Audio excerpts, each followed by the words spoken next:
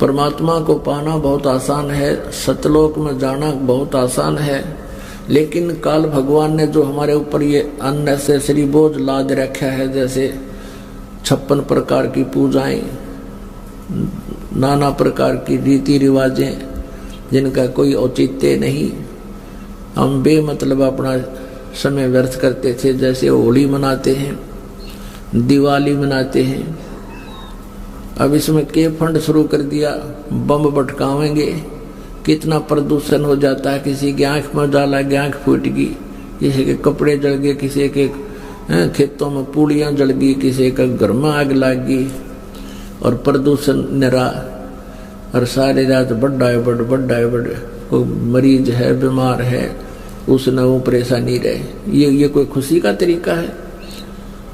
और फिर उद्देश्य क्या? मिला इस दिन भगवान श्री राम सीता ने लेकर आया था, दिवाली वाले दिन वापस आया था, और वह गई भी तो थी काटी उसने 2 साल बाद से। फिर वो क्यों ना मनाया जिस दिन वह माँ दुखी रही, सारी उम्र तंग पाई? इस एक दिन के दिवाली वाले दिन ने के दे दिया सीता जी को, आजीवन भटकती रही, एक जंगल में टाइम पास किया, 2 बच्चों को लेकर के रहती थी। यानी विष्णु जी के अवतार आए श्री रामचंद्र श्री कृष्ण जी। भगवान विष्णु को श्राप दिया था नारद जी ने कि एक जीवन तू पत्नी के वियोग में अपना बितावेगा, तेरी दुर्गति रहेगी। और ऐसा ही हुआ, श्री रामचंद्र रूप में विष्णु जी का जन्म हुआ, राजा दशरथ के घर पे विवाह हुआ, विवाह से होते ही वनवास हुआ, वनवास से सीता जी का अपहरण हुआ, और एक घोर घमासान युद्ध करके करोड़ों व्यक्तियों की मृत्यु हुई। जब सीता जी वापस लाए, संहार हुआ, आते ही घर से निकाल दिया गया। आजीवन श्री राम और सीता जी नहीं मिल सके, बाद में कई 1000 वर्षों तक रहे वो। जिस व्यक्ति के बच्चे जंगल में कहीं धक्के खा रहे हैं और वो राजा बना हुआ हो, क्या वो सुखी हो सकता है? सपने में भी नहीं हो सकता। श्री कृष्ण जी वही श्री रामचंद्र वाली आत्मा, विष्णु वाली आत्मा श्री कृष्ण रूप में आए थे। राम रूप में श्री कृष्ण जी वाली आत्मा, विष्णु जी वाली आत्मा ने सुग्रीव के भाई बाली को मारा था, धोखा देकर, एक वृक्ष की ओट लेकर धोखे से मारा था। फिर उसका भी श्री कृष्ण जी रूप में बदला देना पड़ा। वो बाली वाली आत्मा तो एक शिकारी बना, और श्री राम वाली आत्मा श्री कृष्ण रूप में जन्मे, और शिकारी ने भगवान श्री कृष्ण जी के पैर में तीर मार के, विषाक्त तीर मार के उनका वध किया।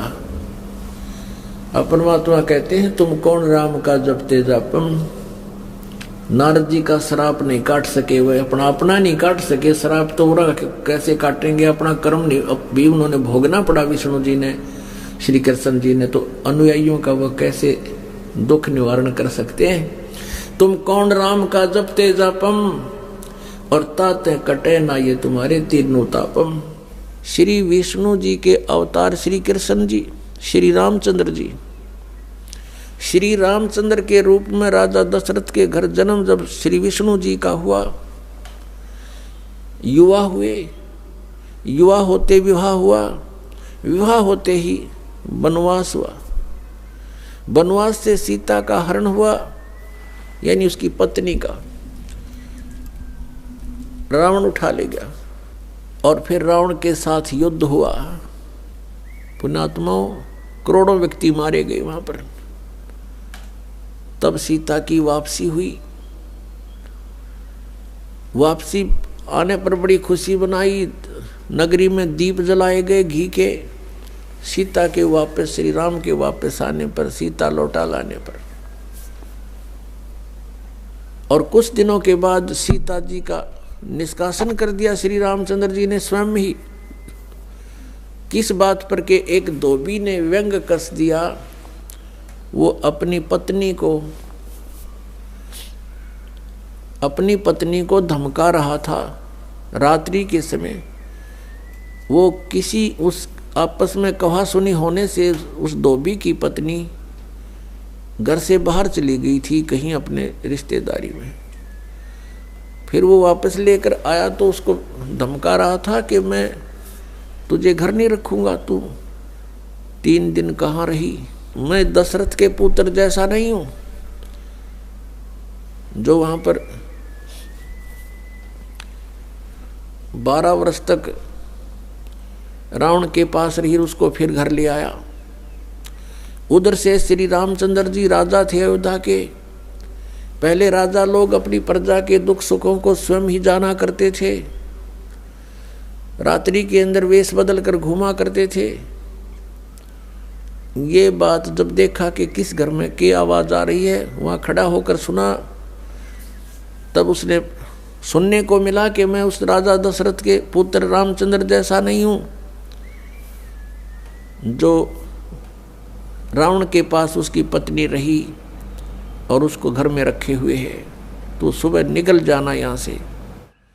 इस बात को सुनकर ही श्री रामचंद्र जी ने सीता जी को निष्कासित कर दिया, निकाल दिया घर से, कि नगरी के लोग मेरे ऊपर व्यंग कस रहे हैं और मैं ये बात नहीं सुन सकता। पुण्यात्माओं, जब सीता जी को रामचंद्र जी लाने लगे, रावण का वध करके लंका का राज्य विभीषण को देकर, तब श्री रामचंद्र जी ने कहा था कि मैं तेरी परीक्षा लूंगा और यदि परीक्षा में सफल होगी तो मैं ले चलूंगा, नहीं तो नहीं ले चलूंगा। मैं तुझे अग्नि में जलाऊंगा, यदि तू अग्नि में जल गई तो समझूं तेरी कि तू कलंकित थी, तू रावण को समर्पित हो चुकी थी, और यदि अग्नि में तू नहीं जली तो मैं निष्कलंक जानूंगा, तब तुझे ले चलूंगा। ऐसा ही किया गया। सीता को अग्नि में बैठा दिया और हजारों की संख्या में दर्शक थे, सीता जी नहीं जली और सब ने कहा कि भगवान निष्कलंक है, माई निष्कलंक है। और इतनी कठोर परीक्षा लेकर के वापस अपने घर लाया था और फिर एक व्यक्ति के कहने से श्री रामचंद्र जी ने उसको निकाल दिया, अपनी पत्नी को। तो कहाँ गई वो उसका अपना जजमेंट? तो ऐसे ये राजा के योग्य भी नहीं थे ये लोग, और हम इनको भगवान मान रहे थे। एक गर्भवती औरत को अपनी को घर से बाहर निकाल देता है, कहीं मरो कहीं जाओ, कोई बात थी? या फिर परीक्षा लेने की क्या जरूरत थी? और क्यों इतनी दुनिया मरवाई, फिर छोड़ देता रहे, रावण के पास ही रहती हो। पुण्यात्माओं, यहाँ का राजा काल भगवान है और ये नहीं चाहता कि यहाँ के प्राणियों को परमात्मा का पता लग जाए, जिस कारण से इसने इनको भगवान सिद्ध करवा रखा था अपने नकली दूतों के माध्यम से। और फिर क्या होता है लास्ट में, श्री रामचंद्र जी ने अश्वमेघ यज्ञ घोड़ा छोड़ दिया कि पूरी पृथ्वी पर शासन प्राप्त करने के लिए कि इस घोड़े को जो पकड़ेगा वो युद्ध करे मेरे साथ। वो घोड़ा उन्हीं के पुत्रों ने, जो सीता जी ने बाहर जाके जन्म दिया था ऋषि वाल्मीकि की कुटिया में, एक पुत्र गर्भ में था, दूसरा फिर वाल्मीकि जी की मिसअंडरस्टैंडिंग के कारण एक घास से, यानी कुसा से, या घास होती है डाब, इससे एक लड़का बनाया था। ये अलग कहानी है, फिर बताएंगे। तो लव और कुश नाम से प्रसिद्ध हुए। लव तो सीता के गर्भ से जन्म हुआ था और कुश को वाल्मीकि जी ने अपनी भक्ति शक्ति से उसको बनाया था। लव और कुश युवा थे, उन्होंने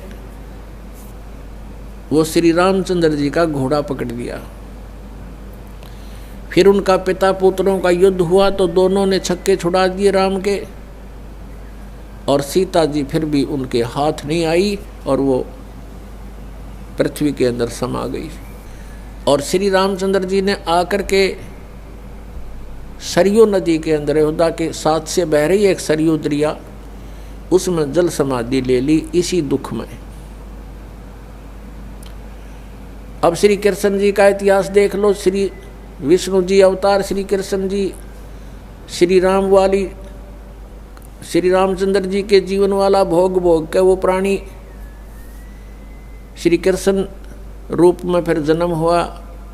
सारा जीवन दुखी रहा श्री कृष्ण, सारा जीवन जेल में जन्म हुआ, माता पिता कैद में, कभी मामा शत्रु हो गया, कभी पूतना मारने जा रही है, कभी केसी, कभी चाणोर शत्रु हो गया, कभी जरासिंह लड़ने को आ रहा है, कभी शिशुपाल से युद्ध हो रहा है, कवासुनी हो रही है, और कभी फिर काल्यवन आ रहा है।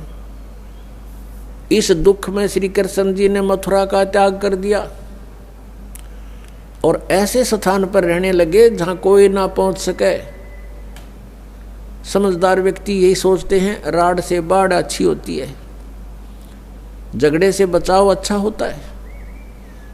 श्री कृष्ण जी उन सबको भी मार सकते थे, क्योंकि वो त्रिलोक के में एक विभागीय मंत्री है, एक विशेष शक्ति होती है प्राणी में, वो उनके अंदर शक्ति थी। लेकिन यही सोचा था कि किस किस ने मारूं, या तो सबकी बुद्धि भ्रष्ट। तो श्री कृष्ण जी ने द्वारका बनाई। समुद्र के बीच में एक टापू था जिसका केवल एक गेट था, द्वारिका, एक द्वार की नगरी। और ये सोच करके वहाँ यदि इतनी दूर, पहले तो कोई आवेगा नहीं, ऐसे स्थान पर जा रहे हम, और वहाँ कोई आवेगा युद्ध करने तो हम एक ही तरफ से उसका सामना कर सकते हैं, इसलिए एक गेट था उसका, और बाकी 3 समुद्र था 3 तरफ। तो वहाँ श्री कृष्ण जी चले गए, अपना अधिकतर सारा ही जीवन वहाँ व्यतीत किया। यहाँ तो ज़्यादा से ज़्यादा 18 साल के 20 वर्ष के तक यहाँ रहे थे द्वारका में, और बाकी फिर लगभग 200 वर्ष तक जिए थे श्री कृष्ण जी, और बाकी का समय द्वारका में व्यतीत किया था उन्होंने। तो अब ये जो लोग अनजान संत ऋषि, ये गुरु नकली हमें भ्रमित करते हैं कि द्वारका का उस गोवर्धन का की परिक्रमा करनी चाहिए और वृंदावन अवश्य जाना चाहिए, मथुरा में अवश्य जाना चाहिए, वहाँ हमारे भगवान ने लीला की है, उनके चरण कमल टिके हैं, वहाँ घूमा करते थे, स्नान किया करते थे। अरे श्री कृष्ण जी यहाँ तक 20 वर्ष रहे थे इस मथुरा में, बाकी 180 साल तो वहाँ रहे हैं द्वारका में, और वहाँ का नामो निशान मिट गया उस द्वारका को। इसलिए वहाँ खत्म की द्वारका, समुद्र में डूब गई श्री कृष्ण जी की मृत्यु के बाद, और यादों का विनाश हो गया था, आपस में लड़के मर गए थे, और जो बाकी शेष औरतें बची थी उनको अर्जुन ले आया था, सब खाली हो गई थी द्वारका। उसके बाद वो समुद्र ने डबो दी थी, अंदर चली गई। कारण यही था कि भगवान ने सोचा कि यहाँ आएंगे फिर ये धक्के खान द्वारका में इतनी दूर, इसलिए उसका नामो निशान मिटवा दिया था। अगर आज द्वारका होती तो ये नकली कहते द्वारका में भगवान रहे थे, वहाँ जाया करो, वहाँ बहुत पुण्य होता है। उस द्वारका में तो सत्यानाश होया था, सारे यादव कटका मर गए थे वहाँ पर। आज भी जाते हैं वहाँ बहुत से श्रद्धालु। तो कहने का भाव यह है कि जब तक आत्मज्ञान बिना नर भटके, इस तत्व ज्ञान बिना नर भटके, कदे मथुरा कदे काशी। फिर श्री कृष्ण जी का फिर कैसे अंत हुआ? श्री कृष्ण जी के सामने पूरा यादव कुल आपस में लड़का मर गया, पोते पड़पोते रिश्तेदार सब आपस में कटका मर गए। और वो सारा सांग देख कर, वो सारा अनर्थ देख कर जब श्री कृष्ण जी की मृत्यु हुई, एक परिवार के सामने एक आधे की मृत्यु हो जाती है, उसका कलेजा फट जाता है, रो रो के पागल हो जाता है इंसान। तो पुण्यात्माओं, आज तक हमें सत्यनारायण कथा नहीं मिली थी, और ये सत्य कथा है। सत्यनारायण का अर्थ है सच्चा भगवान, और सच्चे भगवान की सच्ची कहानी, सच्ची कथाएं। तो प्रसंग चल रहा है कि परमात्मा ने बताया कि तुम जब तक जन्म और मृत्यु के अंदर हो, सुख नहीं हो सकता, शांति नहीं हो सकती। अब इंद्र सोचता है ब्रह्मा विष्णु महेश सुखी होंगे, अब इन ब्रह्मा विष्णु महेश की आप देख रहे हो, श्री राम की, श्री विष्णु जी की, श्री कृष्ण जी की कैसे दुर्गति हुई। श्री कृष्ण यानी ब्रह्मा विष्णु महेश सोचते हैं कि परमात्मा कोई और है, हम सुखी नहीं हैं। अब प्रसंग चल रहा है कि सत्यनारायण कथा जो है, सत्यनारायण का अर्थ अविनाशी परमात्मा। ब्रह्मा विष्णु महेश ये सत्यनारायण नहीं है। श्री विष्णु जी को हम सत्यनारायण जानकर किसकी कथा सुना और सुनाया करते थे, सुनते और सुनाते थे। आपको दिखाते हैं कि श्री ब्रह्मा जी, श्री विष्णु जी, श्री शिव जी ये सत्यनारायण नहीं थे, अविनाशी भगवान नहीं थे, ये नाशवान थे, इनकी जन्म मृत्यु होती थी। एक झलक दिखाएंगे आपको, समझदार को संकेत बहुत होता है। देखिएगा श्रीमद् देवी भागवत, श्रीमद् देवी भागवत गीता प्रेस गोरखपुर से प्रकाशित है। ये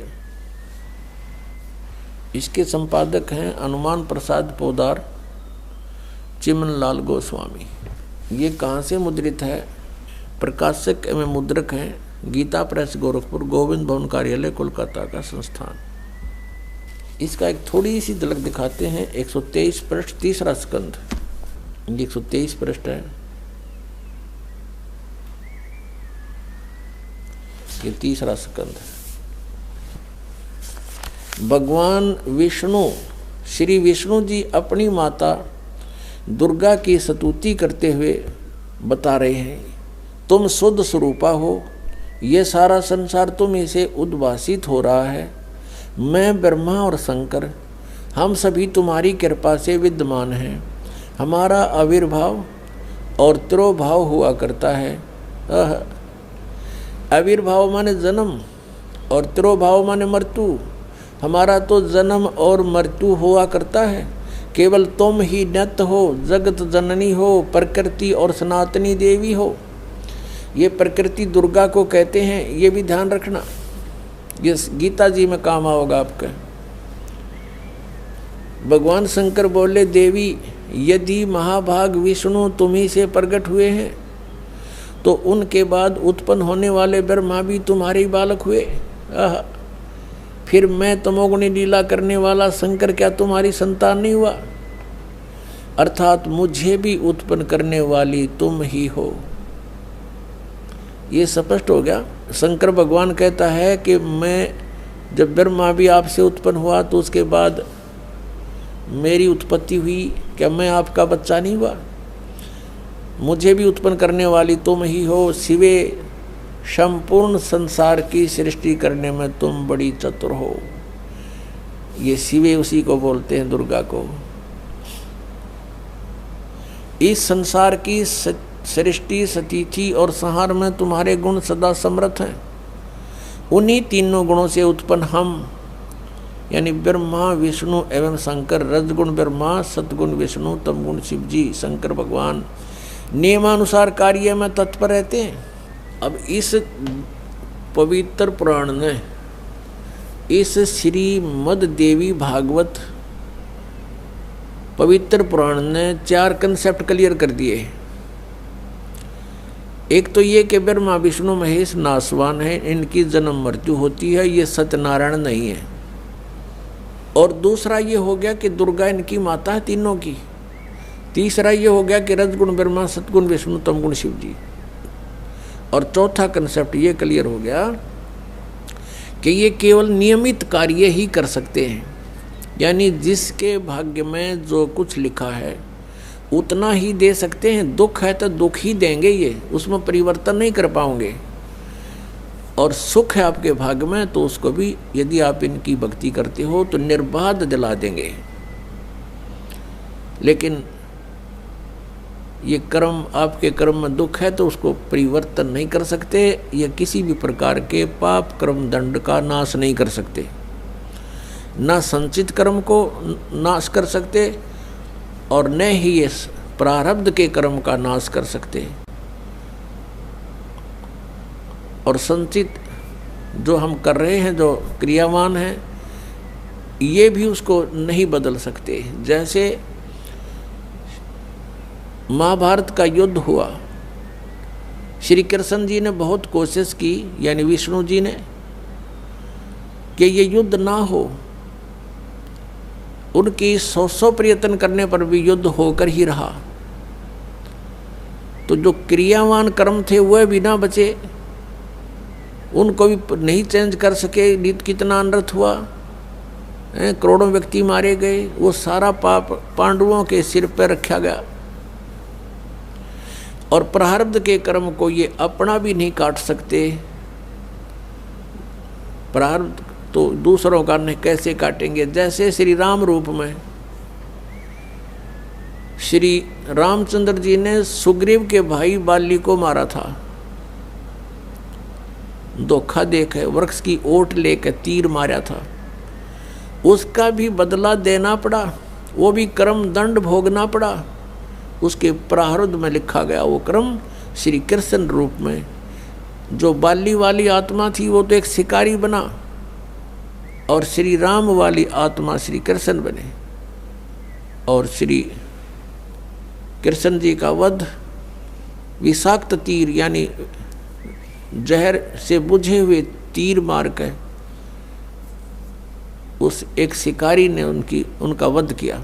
तो उनका अपना भी कर्म भोगना पड़ा उन भगवानों को, जिनकी हम गुण गाया करते थे, जिनको सर्वशक्तिमान बताया करते थे। तो वो भी सर्वशक्तिमान नहीं पाए, ये अविनाशी भी नहीं पाए, क्योंकि इनकी जन्म मृत्यु होती है। इनके पिता कौन है? इनके पिता काल रूपी ब्रह्म है। पुण्यात्माओं, सत्संग के अंदर परमात्मा की याद दिलाई जाती है, आत्मा और परमात्मा की सतिथि बताई जाती है। कौन से कर्म अच्छे हैं, कौन से बुरे हैं, ये याद दिलाई जाती है। और आपको जो मिशन से जुड़ता है, जो भगवान चाहता है, उसको स्ट्रिक्टली कहा जाता है कि ये पाप नहीं करोगे, ऐसा नहीं करोगे तो तुम सफल होगे, सच्चाई है ये। तो फिर वो आपके क्रियावान कर्म भी बदलवा दिए जाते हैं। जैसे कोई शराब पीता है, कोई चोरी करता है, कोई मिलावट करता है, कोई जारी करता है, कोई और बकवाद करता है, वो सब छुटवाई जाती है। वो क्रियावान कर्मों को भी चेंज कर दिया जाता है। प्रारब्ध के अंदर आपकी किस्मत में कोई ज़बरदस्त दुख है, उसको भी परमात्मा हल्का करके नाश कर देते हैं। परमेश्वर शरण में आने से आई टले बला, और जय मस्तिष्क में जय भाग्य में सूली होवा काटे में डर जा। यदि आपके भाग्य में कहीं मृत्यु दंड लिखा हो, कहते कांटा लाग के, मनमाने ठोकर लाग के, अंगूठा फूट कर जीवन बच जा।